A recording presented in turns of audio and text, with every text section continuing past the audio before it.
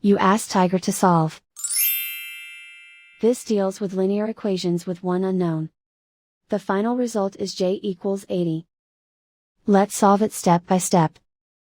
Group all constants on the right side of the equation.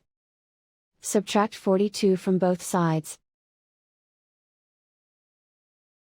Simplify the arithmetic.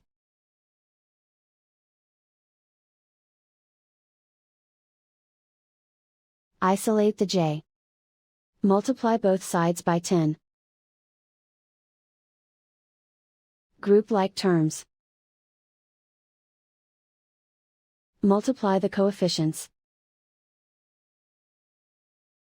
Simplify the fraction. Simplify the arithmetic. And so the final result is j equals 80.